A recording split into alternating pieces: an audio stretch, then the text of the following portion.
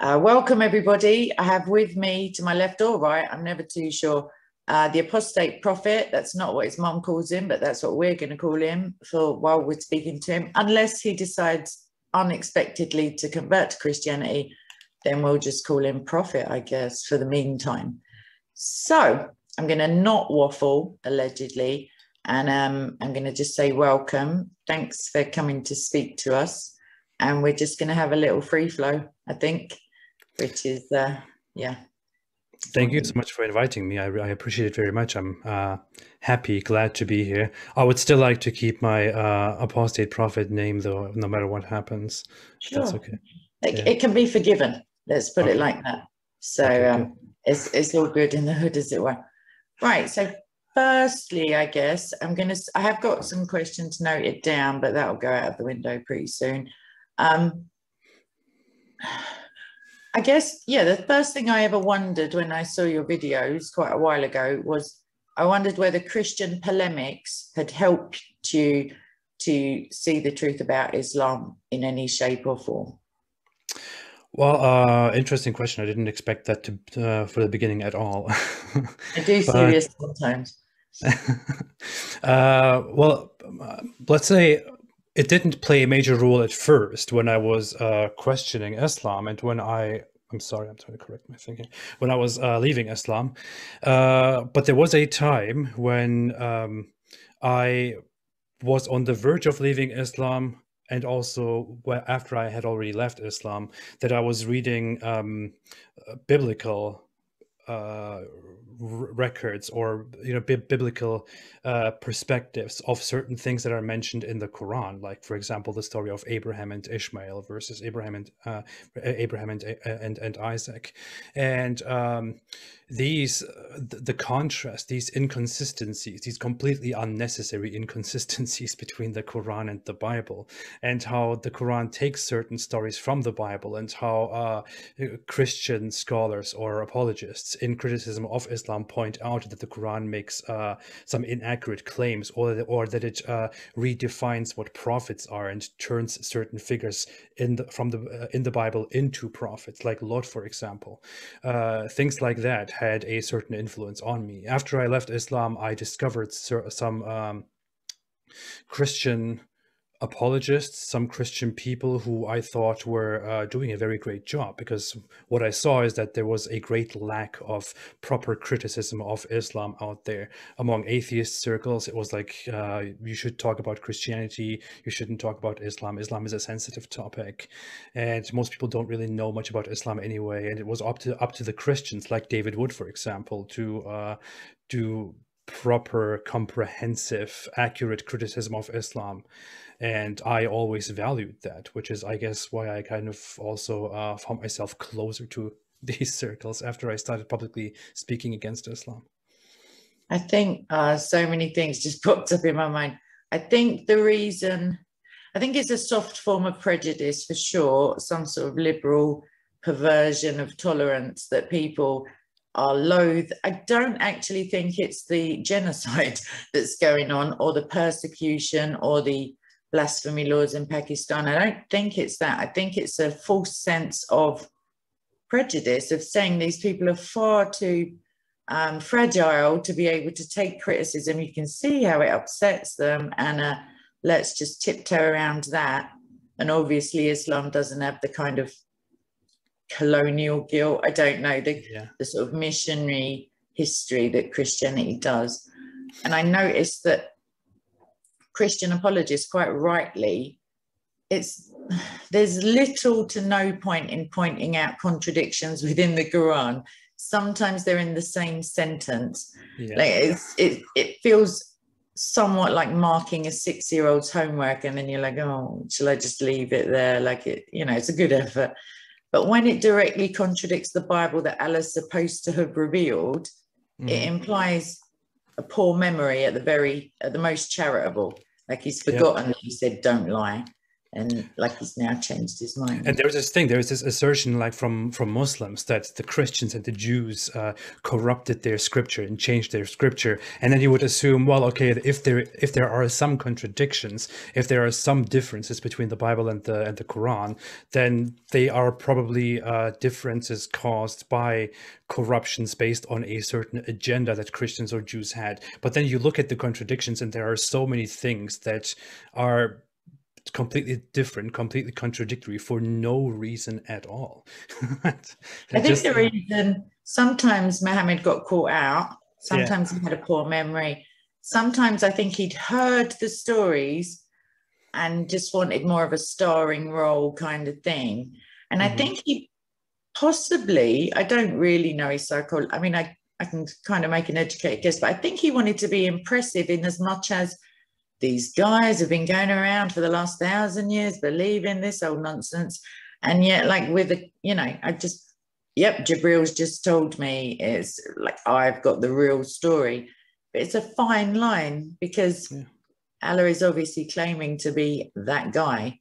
The God who revealed the Bible through all these different people. And yet he's finally found his like star man who's got a poor memory and is a liar. What I think is that Muhammad just had a huge problem. I'm just really trying to approach it from a more psychological, a more human level. And from my readings of Muhammad's life, from the reports that we have, it just seems to me like Muhammad had some big frustration and resentment against the society that he lived in, against the local Meccan polytheists or the polytheists wherever they were, because he grew up without father, without mother. He didn't like the way people are. He was a loner. He wasn't really part of anything. He resented everything. He was a merchant. He was introduced to the ideas and the traditions of Jews and Christians that he was quite impressed with. And then he slowly started rebelling against his own society, tried to get the sympathy of Christians and Jews by completely making up a stupid, corrupt, childish version of their religion. Of course, they didn't buy it. Eventually, he ended up being hostile against them too. Unfortunately, through a series of lucky events, he became successful in his mission, which then turned more and more brutal. And then you could say it's the luck of the devil if you believed in that sort of thing. Yeah. I do. Yeah. So, I think that potentially, psychologically speaking, from what I've read and kind of looked into, the abandonment issues and the sense of insecurity and low self-esteem that would quite rightly, you know, follow on from his childhood and some comments that his cousin made, and even just his name and stuff like that, his surname and what it means. I think that potentially he wanted to assert dominance.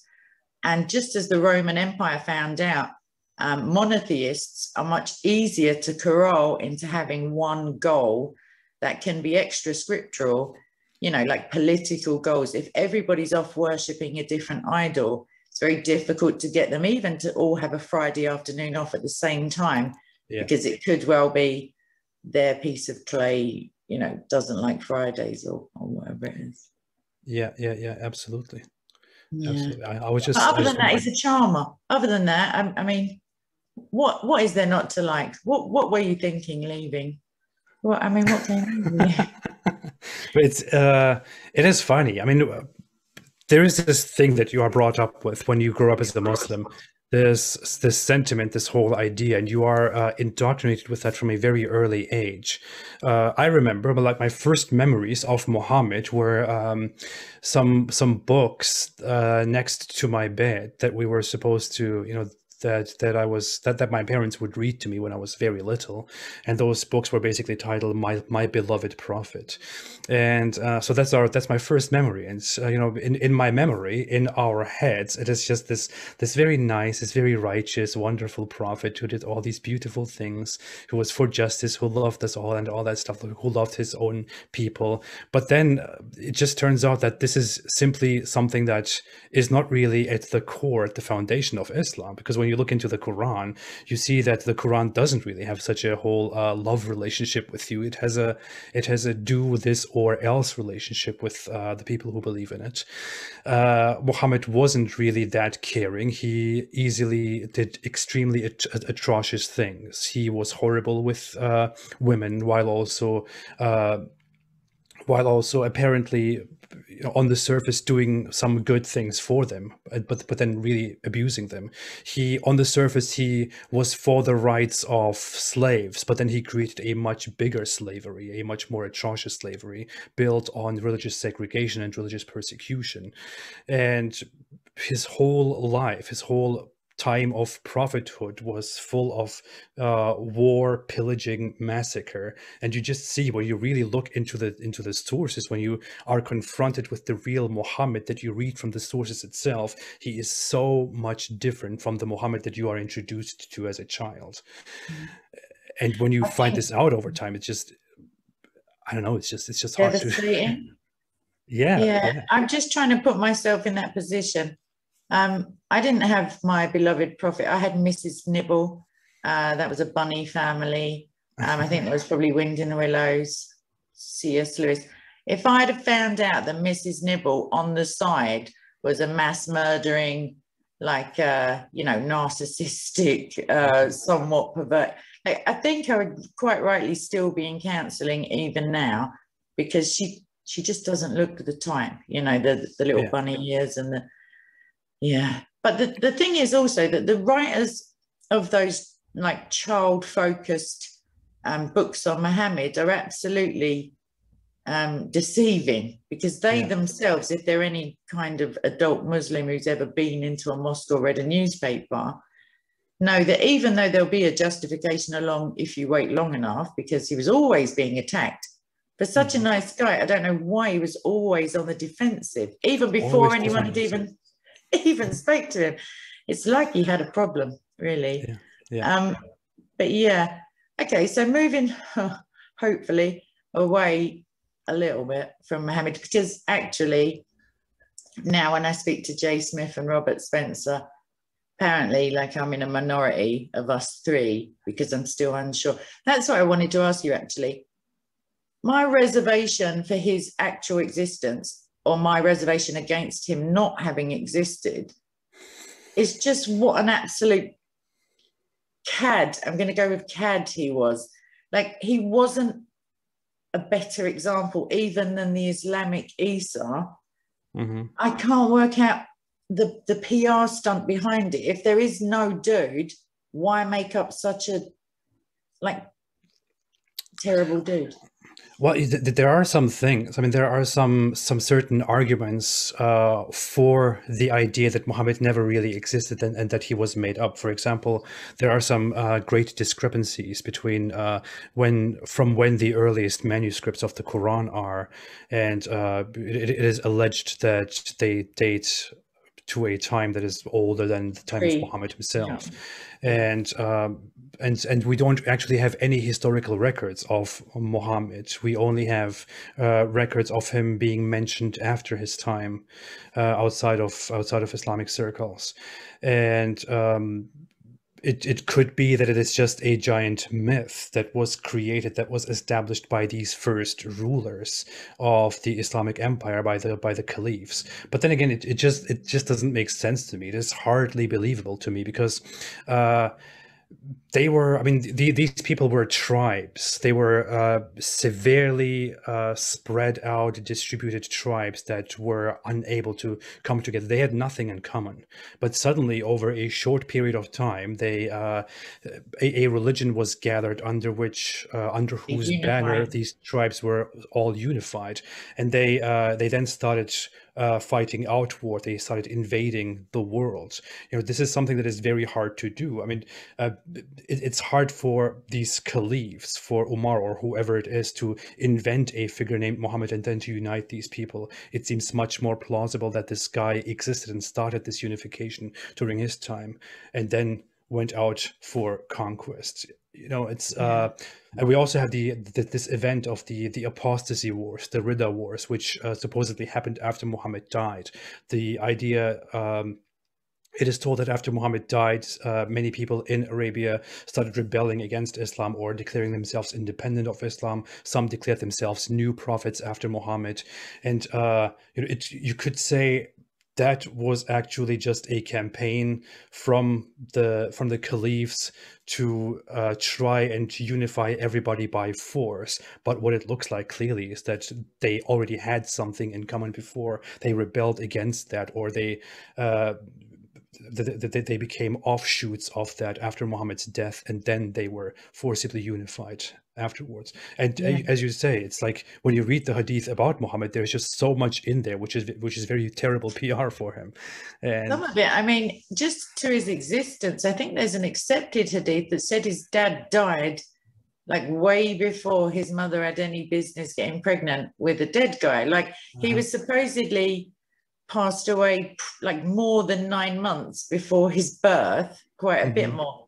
But it's kept in. This is the, just from a propaganda point of view, you would take out, and I mean, I know scientific, like medicine wasn't advanced, certainly like backbones have got nothing to do with sperm production.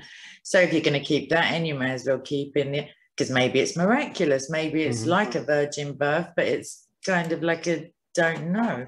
But maybe there was one poor guy, and then they just put all, because even to say, all right, murder's okay now, it's okay to smile in someone's face and hate them, it's okay to, do conquest and stuff. That would be an argument for saying, yeah, the caliphs wanted this authority. But Muhammad reserved all of the sexual, extra benefits for himself. So to make up a guy and say, oh, what a guy, but we can't do that, never mind. But there are so many things that come to mind, like the whole idea around him marrying the wife of his adopted son, which caused outrage. The first agreement that he made with the Quraysh, which was shameful for Muhammad because it outraged the people around him as well. Him making a mistake when he gives people a clear instruction on how to treat a field, and afterwards admitting that he is just not right about everything. There are just certain things, being caught with his concubine.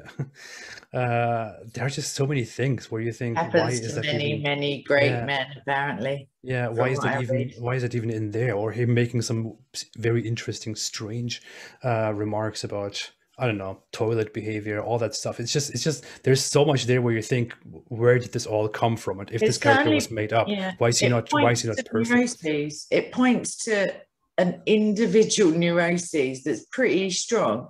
I mean, I Uh-huh. guess you could collectively put together a nutter, but some of the stuff is very like all of the, don't say three, but do this 3 times and 7 times, and Yeah. all of the kind of pseudo numerology. I'm still on the fence. I Yeah. just don't know, but I don't think it actually matters too much, because as we see with the Quran and the non-preservation of the Quran, it was an Islamic claim. It's like being a hoist on your own petard. If they hadn't gone on and on and on and on about how perfectly preserved it was, no one would care that it wasn't.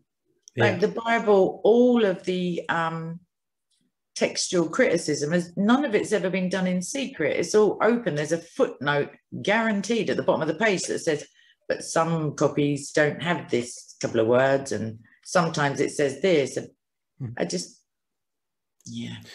I have this thing. I don't really concern myself with the historicity of Muhammad very much. When this question is brought up, I feel like it's not really personally that important to me. It's not relevant to me. I mean, it's of course important. It is interesting to dive into that and to find out whether Muhammad did or did not exist. But on the other hand, it doesn't really do that much to the question at hand, because first off, you will never be able to either prove or disprove that he existed, and then again, it doesn't really matter, because you have this character which is who is at the core, at the center of this religion. Now, whether he did exist or did not exist doesn't change anything about the fact that he is at the core, at the center of this religion, and that he has all his qualities.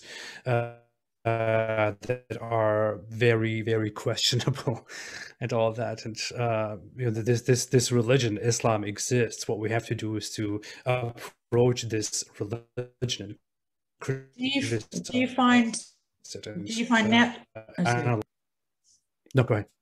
Sorry, I was just thinking. So you were involved, unless I'm very wrong. You were a Dawaist. I don't even know what the word is. You were an evangelistic type person before, or like very. I was very religious. At some point, I joined a very religious group of people, but I was a Sufi Sunni Muslim, so mysticism, and I did engage in I did engage in street preaching to people and with books and all that stuff for a while. Yeah, I did that. So did that just follow you into your apostasy kind of thing, the desire to like give out the truth no matter what it was? Because then the non-existence of Muhammad would like it matters to the polemicizing of Islam in that imams, you know, apostatized just over the preservation of the Quran. So imagine if even a seed of doubt is sometimes enough for, I was going to say for the Holy Spirit, but it's not that kind of video, for some other sense of reasoning to assert itself, kind of thing. Yeah, I mean, before you even get to whether Muhammad existed or didn't exist, that actually opens up a completely different question, a completely different point to scrutinize, which is that in order to find out whether Muhammad existed or not and what he did and did not do, you have to look into early Islamic sources, and these early Islamic sources are vague and not really reliable. And I feel like something that I focus much more on when I get into those questions is how much you can trust the Quran. And when I speak about how much you can trust the Quran, I'm not speaking about the preservation of the Quran after it was written down, or the word-for-word preservation, but whether you can even trust the basic narrative. When you go through the chain of narrations on how the Quran was gathered, this chain of narrations depends on multiple people, depends on certain people, and we have no reason to trust those people. We have reasons not to trust Hafs. I mean, they literally wrote it down. Yeah, he didn't turn this library book. He said this. He didn't do that. Like, it's bizarre. We don't have any I mean, we are given a list of people who were supposedly there when Muhammad made his revelations, but these are also just lists that are given to us by some people that we have no reason to trust. We don't know what these people wrote down. We don't know whether these people actually gathered the right notes, and whether they missed anything, or it's just a whole. You just have to trust a lot of people there, and why? If you want to go into questioning the historicity of things, I don't know. Yeah. Certainly, I think that when you look at the narratives, the fast and loose treatment of morality, like objective, godly, whatever, you know, morality and consistency, because even if there is some religious text somewhere where the God is prone to change their mind and just have a bad day and, oh, let's do it, like, just me personally, I like to know where I am with like eternal truths, because the word eternal, like the clue is in the title.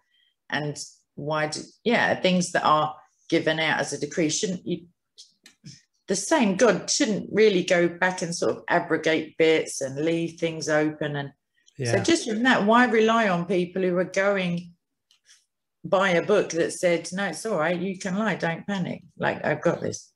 It's a very strange notion, the entire message of the Quran, of Islam. It is that the same God, the same one God, revealed the Torah to Moses, and then the same God, after a while, because people went astray, revealed the gospel to Jesus. No one has any idea what this gospel is. Apparently it is some book that was lost and that doesn't exist anymore. And then people apparently messed up again, and then the same God came and finally sent the Quran, and this book can never be corrupted. But we also, of course not. Of course not. We also get this message. God had perfected his revelation by then. But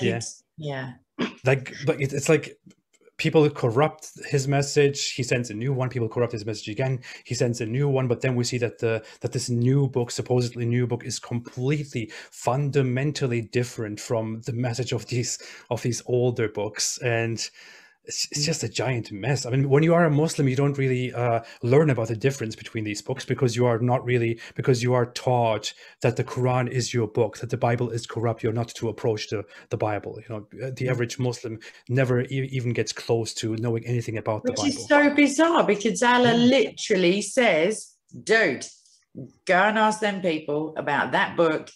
Like, if you're wondering where the miracles are, over there. Like, he literally says, go and ask them.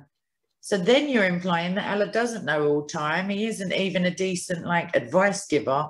And I just, one day I'll get to grips with all of it potentially. But I'm going to move on slightly so with the being taught, obviously you want these people to stay away from the Bible if you're an imam, because they might just realize that all the stories are like slightly skew-if, like a sort of Chinese whispers version of, I don't know. But in terms of the genocide of Christians at the moment, I mean, it never ever decreases. Literally year on year, it never goes down. Just for example, Nigeria, it's more than 32,000 Christians killed in the last decade. The mainstream just literally doesn't care. Black Lives Matter are on a tea break, clearly. It's not quite their bag.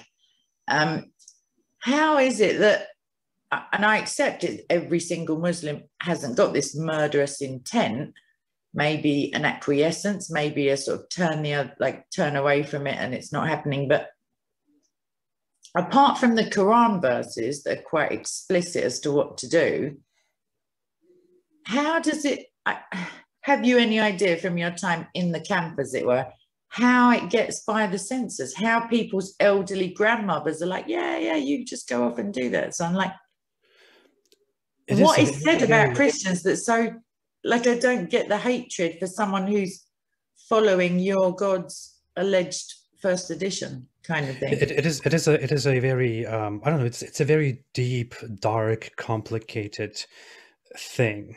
But now here is the issue. I want to address first the Western perspective and the Western indifference and complete lack of reaction to what's going on in the Muslim world. It is like, I'm sorry if I'm going to offend people with this one, but go for it. Like in the West, there is this idea that left-leaning people, seemingly more compassionate people who are compassionate toward others and minorities, have this idea that Western people, white people, are privileged, have this sense of supremacy and racism and indifference toward others and all that stuff. And while they have this notion going on, those same people seem to have this Western focused sense of bringing justice. They want to bring justice in their own society. They want to change their own society. They want to make their own culture better at the expense of everyone else. They treat a Muslim who comes to America, for example, as a minority that we need to be kind and nice to, and we need to overlook all his mistakes and all the bad stuff that he has.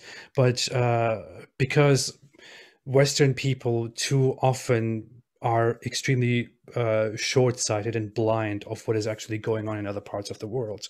Like this person who just arrived might have come from a country like Afghanistan and might have participated in extremely hateful and violent behaviors that are quite common daily in Afghanistan. But then this Western person who receives that person who came from Afghanistan will just completely deny the existence of all those problems over there, because what matters is what we have here. And here we should just be kind to those people in the minority.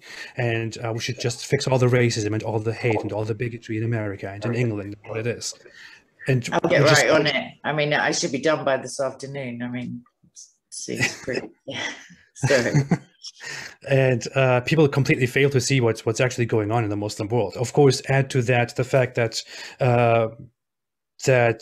Muslim society has this very strange blind sense of us and them going on. Like when I was a Muslim, all my life, when I grew up as a Muslim, I learned the entire time that Jews, most importantly, more than anybody else, Jews are people that we can never trust. They are out there to deceive us. They eventually want to enslave us and want to do this to us and that to us. We can never trust the Jews. We hate them, and one day we will fight them. And what we learned about Christians was that Christians were once on the good path, but now they are idolaters. You can't trust them. They are basically in the same camp. They will protect each other and help each other against us. And let's not even come to all the others. Shocking.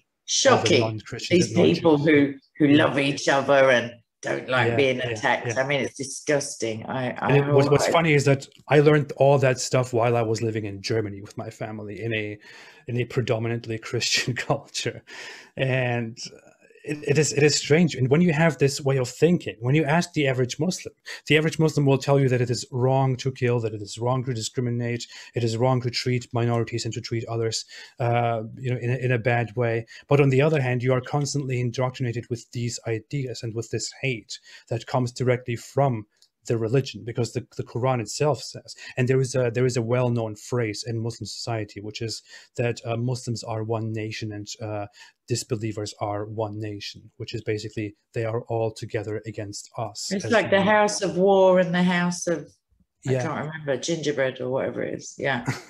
Something else that's not us. Got you. Yeah, the house of peace and the house of war. And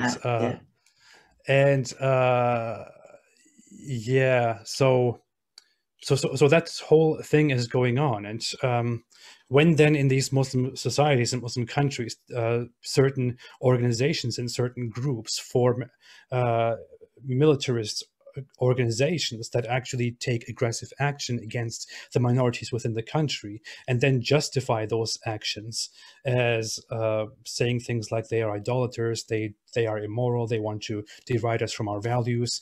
This is easily justifiable and easily overlooked even by the average person who completely disagrees with mistreating minorities. They simply do not care enough. What they do care about is what happens to some to some normal Muslim guy who applies for a job in Germany and is rejected because he doesn't qualify.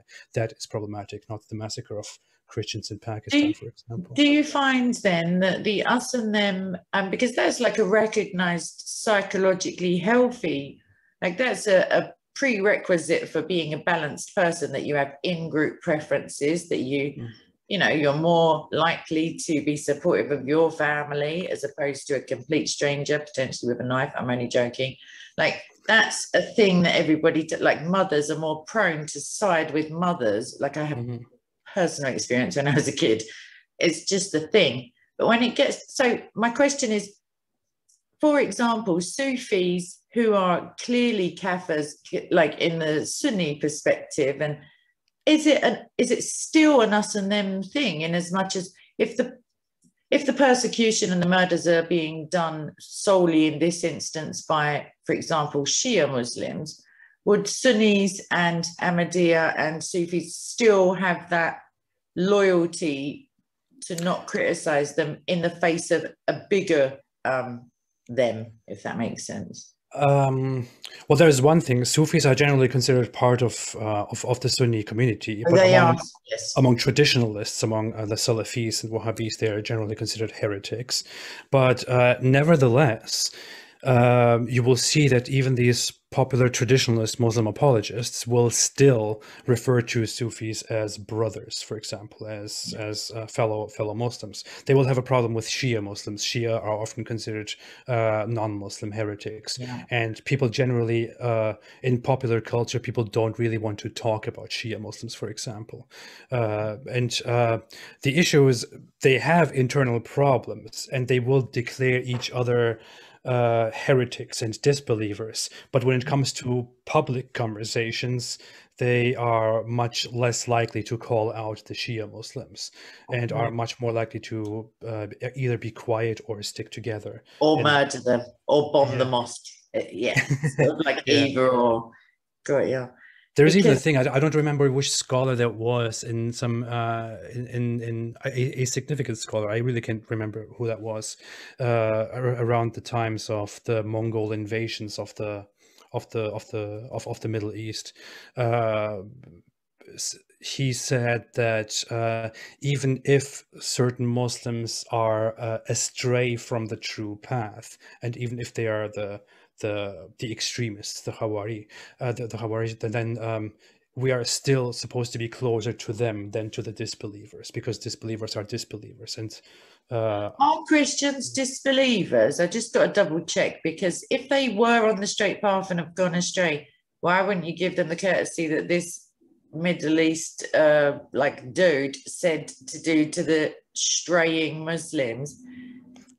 I don't want to get into that bit, but are well, they supposed by Muslims to be, not Muslims, I know you don't speak for everybody who's in your former gang, as it were, but the general perception, like, do they think that it really is Allah is Yahweh, if that makes sense, that we'd just like give him a different name? Or I don't. well, people Because usually now don't. in Speaker's Corner, then people are like popular Muslim apologists, as you call them. They're much more likely to say, well, your God said this and my God, like, whereas before they would never ever say that, because it was always, there is only one, as it were. Yeah. Well, it really depends on the environment, the conversation you're having, with whom you are talking. There is this general idea that Christians and Muslims and Jews believe in essentially the same God, but also, and here is the thing. Muslims also often say that Christians and Jews are not necessarily by definition kafir. They are not disbelievers. Kafir refers to those who do not believe in the one God, or who are not Muslims or people of the book. But then Christians and Jews are still technically referred to as disbelievers, as kafirs. And and Christians are also referred to as idolaters, because the Quran. Nice. Because the Quran, while it calls them people of the book, and while it says let's come together, also says that those 929. It also says. Yeah, it also says that those who call Jesus God have disbelieved and are therefore disbelievers. I think it also, it may be a hadith, but there's also a rumor going around, as it were, it's quite an old one, that Allah will make the Christians superior until the day of judgment, and then basically just sort out a couple of squabbles and just like be on your way. Oh, apart from the mountain of sin that is just going to dump on us from passing Muslims. It'll all sort itself out, I'm sure. Yeah, what's very interesting is that the Quran also at some point says that those who are Christians and who are Jews, they have nothing to fear on the day of judgment. But then later on, it declares them disbelievers. It says they are deluded. It says, may Allah destroy them. And in a clear, authentic hadith, it even says that on the day of judgment, Allah will first send sinning Muslims to hell, and then he will take out Muslims from hell, and will take by the beard, is it? Yeah, I think we'll take Christians and Jews. I don't know what the women are going to do at that point. Yeah. So Allah will take out Muslims and exchange them for Christians and Jews, whom he will just dump into hell. And yet, as we all know, any right-thinking person knows, no one can carry the burden of another. So, I mean, it all seems pretty contradictory. But that's just me, I suppose. So, right, a couple of other questions. Why not theism for you? Like, no, seriously, you spent so long being passionate. You weren't just like culture. Sorry if I just killed you. So you were not culturally Muslim. You were in it to win it, as it were. Like, you were committed to the cause. Isn't it a bigger? Isn't it more frightening to say there is no God, knowing even atheists, I assume, know that humans aren't like all knowing? So, like, even just in a Pascal's wager kind of, like, didn't you think, oh, I'll just go for a nicer version rather than just throw out the baby with the bathwater? Did it cross your mind? Like, well, I didn't directly go into atheism when I left Islam. So I left Islam around I don't know, 2014, I believe.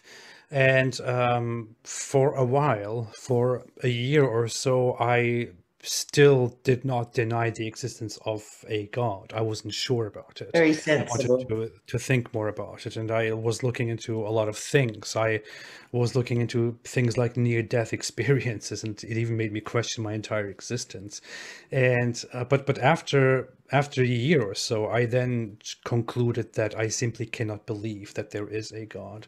And over the years, I thought about that again and again and further and developed that more and more. And I'm now convinced that I do not have any reason to believe in God.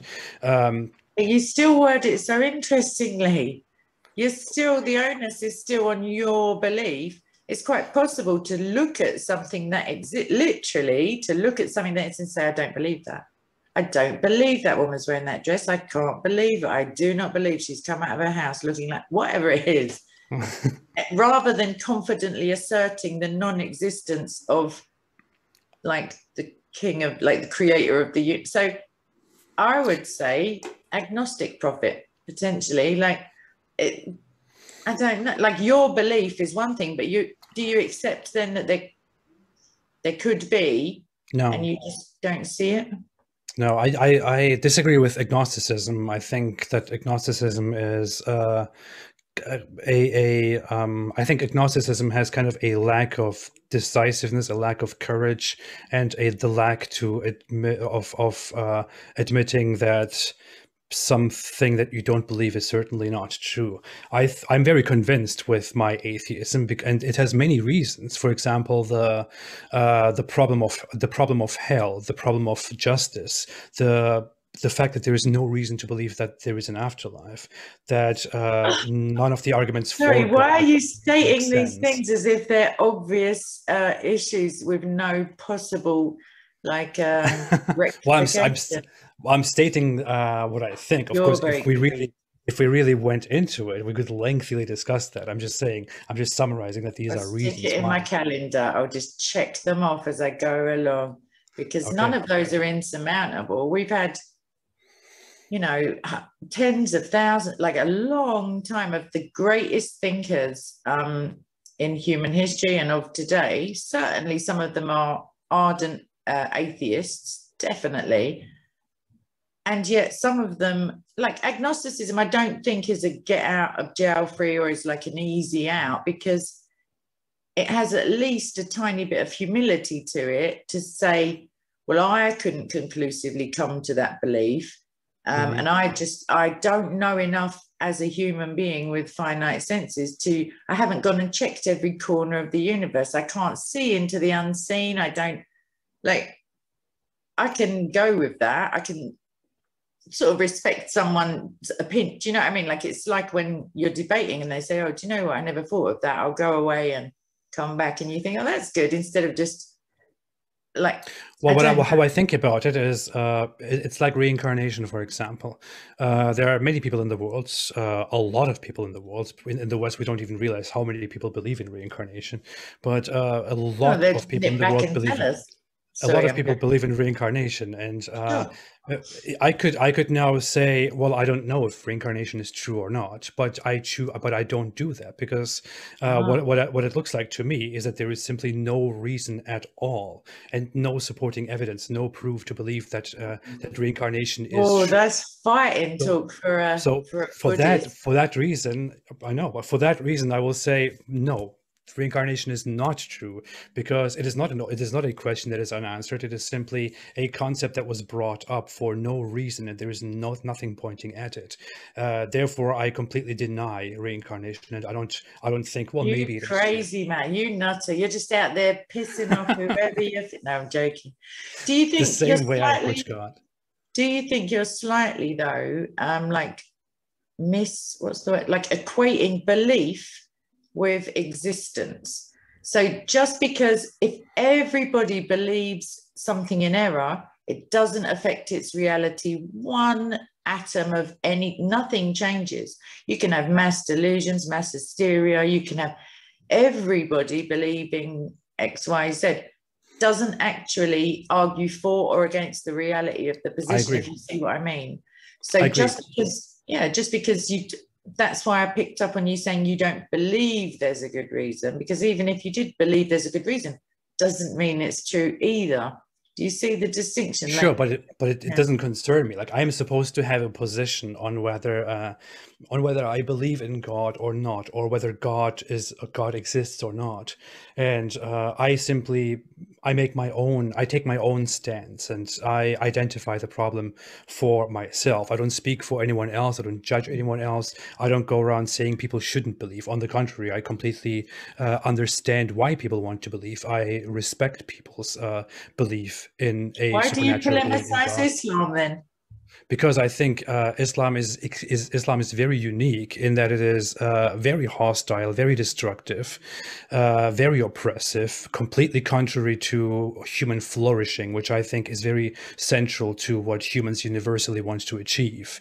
I made personal experiences with Islam that were traumatizing. I still deal with it. I will forever be affected by it, and I want to contribute to preventing Islam from ruining other people's lives and other people's flourishing. And I want to have my own revenge with it too, to be very honest. Okay. Yeah. All right. So that was one of my other questions that I sort of mentioned before we started recording. So for Christians, I mean, sometimes there's ego involved. Sometimes it's, of all of the debaters I know, YouTube Speakers Corner, just general day to day, I don't think I've yet to meet one who likes being wrong, who likes losing an argument. A friend of mine, gave me quite good advice. He said, there's no point winning an argument and losing the soul of the person you're trying to convince. You're better off to just lose the argument in that instance and leave them with some dignity or whatever it is. But so for Christians, at least, all right, let's do, no, I'm not even going to do that. For me, the reason that I polemicize Islam, that I try to engage atheists only if they're irritating me, to be fair. Like, I don't go out seeking atheists because it's a different ball game. It's quite interesting. Fight me. Okay, all right, we'll sort it out. Is it MMA? Do I have to wear a vest? I mean, is this all necessary? Yeah. Well, all right, it's scheduled. Watch this space, people. I'll take him easily. One hand on a Bible behind my back. But, so yeah, the motivation for me is, I hope it's obvious, it's out of love and a desire for that person not to perish, which is what the Bible says will happen, if they don't believe. But from even like converts are very zealous generally, even even converting to atheism, as it were, or converting to, like, very zealous, because obviously you think you found the truth and you want to tell everybody about it. But if your motivation is to prevent like Islamic supremacy on a global, just sheer numbers, like, do you have care for the individual? Like, because that would save a lot of Christians, that would save a lot of Muslims from my perspective going to hell, from your perspective, like just wasting time. But do you have an altruistic angle to it, or is it solely vengeful and like, yeah? I think I believe that I have a certain sense of altruistic, mutually egoistic, Nice. I like it. universally utilitarian perspective when I want to change the world and when I want to combat Islam, when I want to be here and want to tell people that Islam is wrong and that they shouldn't be affected by it. I believe what I see is that, I go out there and interact with people. I go to the store and say hello to people, say thank you, smile to people. I hang out with people and I feel happiness. I feel pleasure at the presence of other people. I feel pleasure and happiness when other people smile at me. I like to see people happy. It gives me happiness. Something happens in my nervous system that makes me happy about that. When I see people suffering, it makes me sad. It makes me feel desperate, seeing them desperate. I imagine myself in their situation and it hurts. I mean, people have a sense of empathy. You don't want to see people suffering. You put yourself in their position. I have known many people who were affected by Islam. I myself was affected by Islam in bad ways. I made close contact with people who complained about how their life is ruined because of certain Islamic practices and beliefs. I think my own life could have been much different, much better without Islam. I could have been much happier today without Islam if my family wasn't so religious. So while I do have a certain motive that can be interpreted as justice for myself, that I want to find justice and achieve revenge with this certain thing that intrusively took control of me and gave me a worse life. I also have a sense of making other people's lives better, making the world better, helping other people, knowing maybe this is even a sense of just a desire for virtue, or a desire to be pleased with myself and to be happy with myself, knowing that I have contributed to making the world better. Maybe this is completely selfish, but I want to prevent Islam from causing pain, from causing harm in the world, because I know that it will make me feel better. I know it will make me feel better to see people freed from Islam. It does make me feel happy. When I receive messages from people who say, hey, I have left Islam, thank you so much, I feel so much joy and I want to do more about it. And it just motivates me to keep doing this. I don't want to brag about how I'm such a caring, such an altruistic person. I believe it is purely functional and good. The thing is, just to pull you down a little notch there, I mean, I'm not even going to go with the arguments about atheism and like virtue and stuff like that. That's a bit redundant. But even I have to check myself quite often, because I also have experience of people apostatizing. They don't always start a YouTube channel and make their own mugs and t-shirts and stuff. They sometimes just fib about it. Don't tell anyone. They just carry on pretending because they don't want to be chopped from here and here and crucified and crazy stuff like that. But I often check myself, because altruism, I've got to put the caveat, my personal opinion is that we are inherently deviant as a species. Like the Bible is correct even in as much as that there's no good people, because we often seek the shortest, easiest option, like in the not helping other people. It's nice to feel empathetic, and it's nice to, watch Christmas films and that kind of, I don't know, that nostalgic feel good. The little crippled boy at the end, he gets a new pair of crutches and a big turkey, whatever it is. But good deeds, the payoff is that you get to feel like a nice person, which isn't a terrible thing. And potentially you could look at the former years that have been, inverted commas, ruined in your life, and say that they now push towards an even greater appreciation of the present you've got. So even though technically, yes, you may have been happier at this point, you may also have been an alcoholic who was homeless, who had a string of ex-wives. And so, do you see what I mean? Like, you've got the contrast to say, I was in this complete mind control, or whatever we want to call it at the moment, twaddle, I'm going to go with, and now you're out in the light. You're almost home, as Jay Smith would say, you're almost there, but you're still doing quite well. Like, as in getting people out. But could you not, would you object then to these people who you help out of Islam? Couldn't you just throw them, like direct them towards a Christian evangelist or something like that? Well, that's the thing. I don't have a certain agenda of directing people toward a certain worldview. What I do have is, if you look at my channel, for example, if you look at my activism under the name Apostate Prophet, I almost exclusively talk about Islam. I sometimes include certain opinions and ideas, of course, that I have about happiness and freedom and rights and this and that, but I don't tell people go and don't believe in God at all, or be an atheist, or do this and that. No, on the contrary, I think people should. I tell people that I think they should seek. I believe we are all seekers, and I wish you happiness and luck on your path of seeking the truth. If you find yourself within Christianity and you are happy with that, I'm fine with that. I'm happy with that. What my problem is Islam. I believe that at the current moment, Islam is an extremely destructive force in the world, extremely bad in the world. I disagree with Christianity in a certain way. I disagree with other religions and different worldviews in a certain way.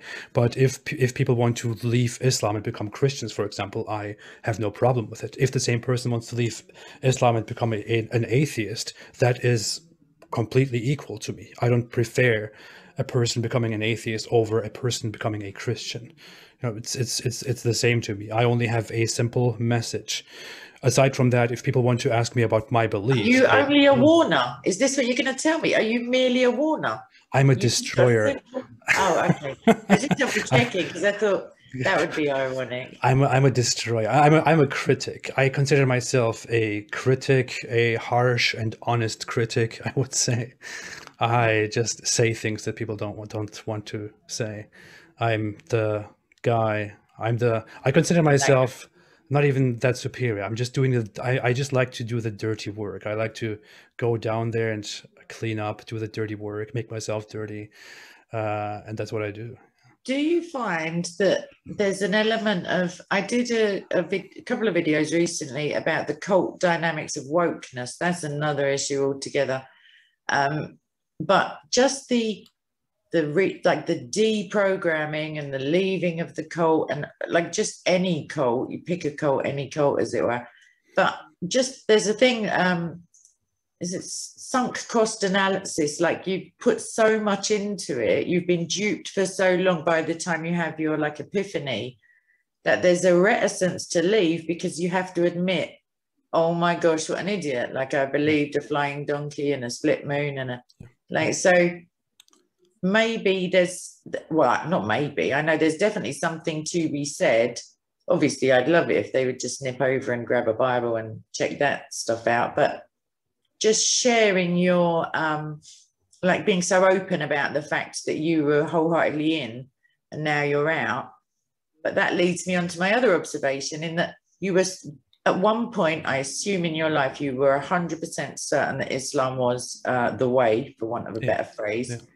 And now you're 100% sure that atheism is a viable position for you to put forward whilst destroying Islam. How can you be so 100% anything? Do you see what I mean? Like if I'd done 180. It is actually quite different. What is true is not that I am now again at a certain position where I'm completely 100% sure about my own position. It is actually very different. I am no longer inside a box. I am no longer part of anything. I no longer have a certain worldview or a certain identity. I am completely open. Before this, I was part of Islam and I was 100% convinced, or supposed to be 100% convinced. I never was 100% convinced that Islam is the truth, and that was my worldview. I held on to that. I had political ideas at other points where I thought, okay, this is absolutely true. But now at this point, especially after I left Islam, I went into a deprogramming that I myself initiated, and I decided that I will never again become part of something and claim that it is 100% true. No, I will be completely free of anything. I will be a free thinker. I will never be completely convinced by everything. I know that I'm just a human. I'm never completely right about something. We are all so easily deceived about our conclusions, about our ideas. So what I will do from now on is that I will simply be myself and never ever cling to something without knowing that it is absolutely true. And that's a bit of a hold up. I was with you all the way actually, up until I'll never believe something's 100% true. No, okay, let me correct that. Yeah. I will never believe in something unless I believe something you've decided never to believe in, like unless I know that it's true. That's what I say. Like I like the phrase, was it Carl Sagan? I don't want to believe, I want to know. That tells me how I want to live my life. I don't want to spend any time in assumptions and beliefs and doubts anymore. I simply want to know that a certain thing is true and then follow it, because I feel like I'm done with having blindly following. assumptions. Yeah. Do you think maybe your religiosity or increased religiosity when you had it was a kickback against the 1% or the 10% that you couldn't quite get yourself to believe? Do you know what I mean? Like you had the niggling doubt, so potentially you became more Muslim, if that's possible, like at least more beardy and like the clothing and the book and the shouting at people in the street, like to cover up that vulnerability, maybe. Yeah, well, it was a thing. I was politically active outside of Islam before that, and very contrary to Islam, actually. I was in Aha. socialist, communist circles. I always believed I always believed that life is about changing the world, or doing something. Life is about ideologies. If I don't live for something, that I'm living for nothing. That's what I thought. So I wanted to be politically active, and then I became religious at some point due to certain events. My aunt was killed, and that kind of moved me toward becoming religious. And I became religious. I tried to believe that this is my meaning of life. I built everything on that, and I already knew that this is what my parents believe, how they are. I kind of already understood the theology and the reasoning behind it. But the issue with me is I I had a lot of questions. People are usually terrified of these questions, especially if you're a Muslim. You are taught to never have doubts, never to question, never to listen to those inner Literally, Mohammed thoughts. said, Yeah, don't ask questions. yeah, Like, yeah, that's yeah. a red flag if ever I Yeah, heard one. yeah, But yeah, yeah. Obey Allah and His Messenger. Don't ask questions. Don't ask too many questions. You will be a sinner if you ask questions. If Satan comes, then immediately go to Allah and don't think further about it and all that Allah's stuff. going to misguide who he misguides anyway. Yeah, So yeah, you might yeah, as well yeah, ask because he's yeah, probably guided you into the question. It's all, yeah. So that yeah, was my idea. I thought it was a terrifying experience to go through the questioning, but I thought I have to do this. I have to deal with the doubts and the questions that I have. I can't simply lay them to rest and be like, okay, I just should still hold on to this and believe in this. No, I just let it happen. I thought Allah gave me this mind according to the Quran. He gave me the ability to think, to question. So what could possibly not be so question wrong too about much doing it? though. Yeah, don't question Not too much. too much, a little bit. Yeah. Yeah. And Okay. Well, yeah, yeah, I'll get you another time with the Christianity. Oh, don't worry. I've got eternity, but I mean, you yeah, know, yeah. you might need to make some decisions before that. I will I finish guess, you. Yeah. yeah, potentially. No. It's just never going to happen. Trust me on the. Oh, literally, I can't shake your hand physically, but well, you can actually shake my hand now because you're not in that club. But we're Yeah. getting you there slowly. But don't worry. Don't worry about it. Don't overthink it. Just go with the flow. But wrapping up because. Yeah, I was supposed to speak to Joe, but I'm not sure that's happening now. I want to end on a non-vengeful destroying is that's not a negative for me. What are your future like? So do you see yourself set? I don't mean it in like a negative sense, but are you now set on this course and you'll just keep polemicizing? Because believe the viewers, there's plenty of material. It's never ending. It's the gift that never stops giving, literally. Will you just carry on in that? Have you got plans to? I don't know. I took a while recently for I wasn't very active. I didn't publish a lot of videos recently. This was my quietest time the last few months. I had a lot of live events going on, but I have been working on a video, The End of Muhammad Hijab, which will be hopefully published tomorrow. It will be a very long video, like 1 hour, 40 minutes or so.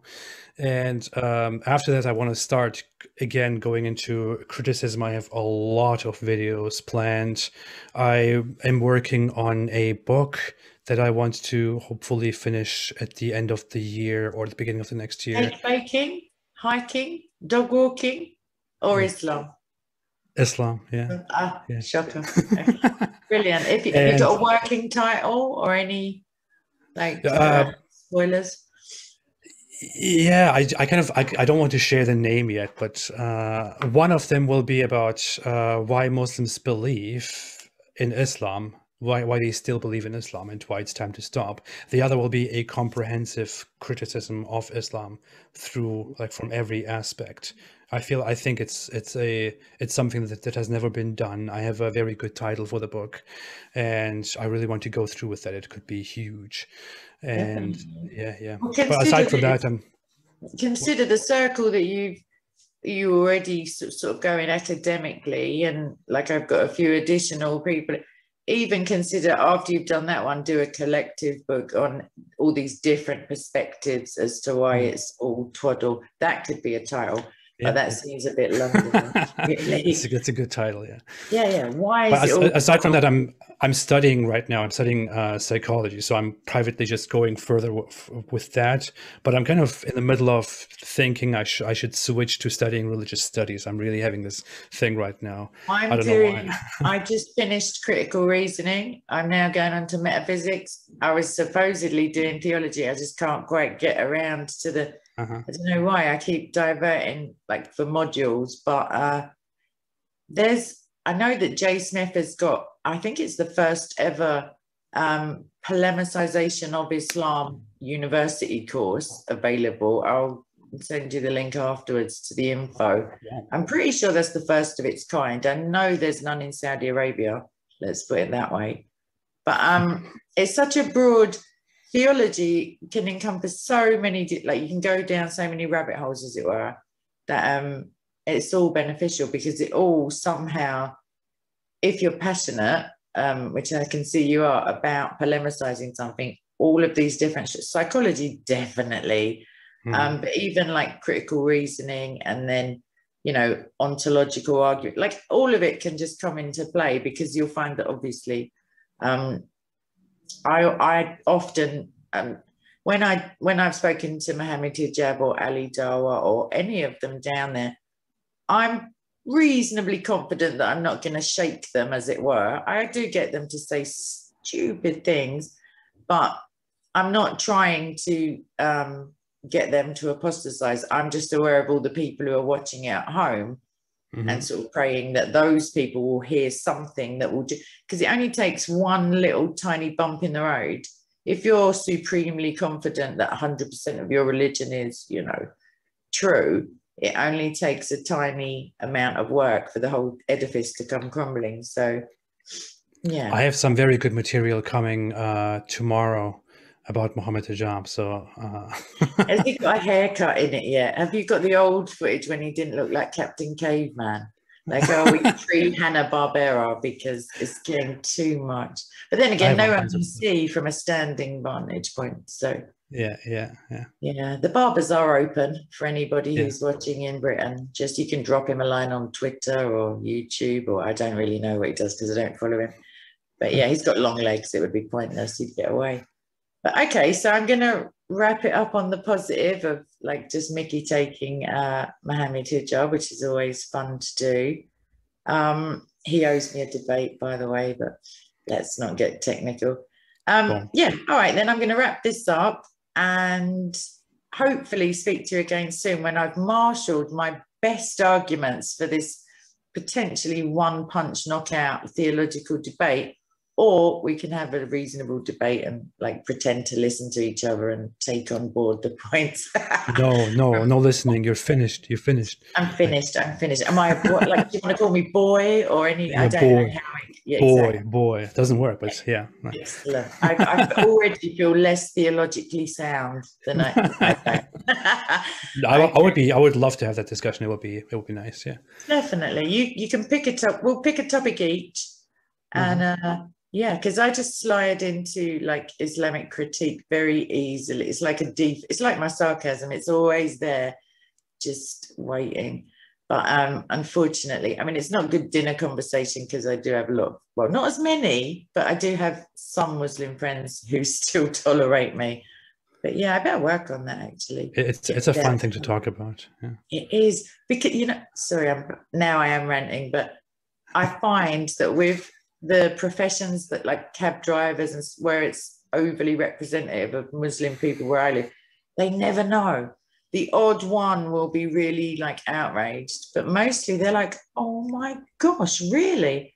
Like, and you just show them the verses. Like, it's not a very big book. Like, it's only about this. Yeah. It's easy to get through if you've got a strong stomach.